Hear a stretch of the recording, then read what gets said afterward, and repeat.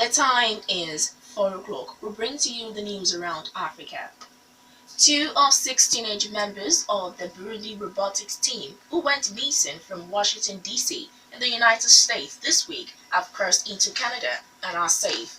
Washington Post quoting a police spokeswoman say the four others are also said to be in safe hands. The authorities, however, refuse to give more details. The paper adds that it is believed that the teenagers may have left the United States voluntarily on their own.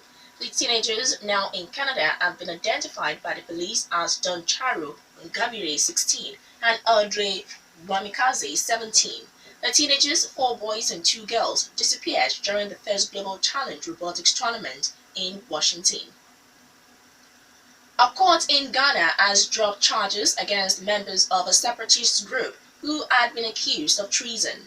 The three men are part of a secessionist movement called Homeland Study Group Foundation, which wants to create a breakaway state in eastern Ghana.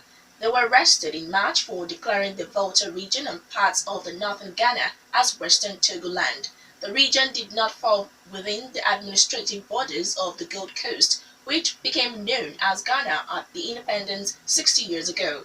What was then Trans-Volta Togoland territory was then incorporated into Ghana. On their release today, the separatists were instructed to sign a bond of peace and told to channel their grievances to the United Nations. Thousands of Burundian refugees living in Tanzania have been urged to go back home and improve life there. Burundi President Pierre Nkurunziza made a call today on a visit to Tanzania, his first foreign trip since surviving a failed coup attempt in 2015. Addressing a public rally in the northwestern Kagera region alongside his Tanzanian counterpart President John Magufuli, Mr. Nkurunziza said nearly 240,000 Burundians have fled into Tanzania since April 2015, when tensions flared up after it was announced that President Nkurunziza, who will run for a controversial third term, has survived an attempt coup following the month. Cameroon's information minister has reacted angrily to an Amnesty International report saying that its security forces had brutally tortured Boko Haram suspects. The rights group said that suspects were beaten, waterboarded and forced into stress positions, and a number died as a result. Information Minister Issa Chiroma Bakari rejects the allegation. He said that the security forces were fighting to protect the physical integrity of Cameroon and there was no need for the army to kill innocent civilians. He said that in making the allegations, Amnesty International has become a tool of Boko Haram propaganda. Gunmen, some of them in uniform, have attacked a base of an elite security unit in Ivory Coast main city, Abidjan, killing an officer. They also stole weapons and then fought security forces in another part of the city.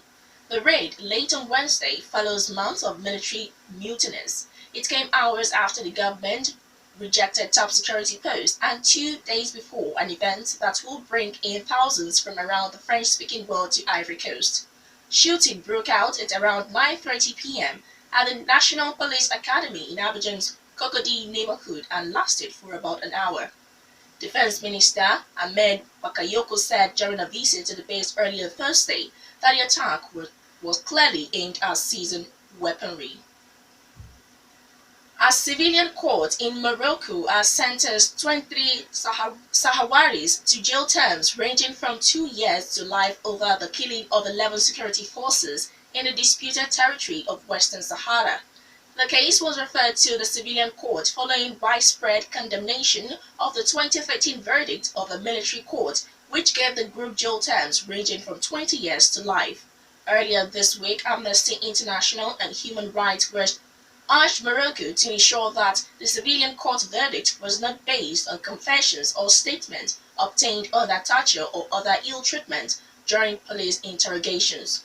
Morocco and Polisario Front Independence Movement have accused each other of being behind the deadly clashes which took place between security forces and Sahrawi protesters at a camp for displaced people in 2010.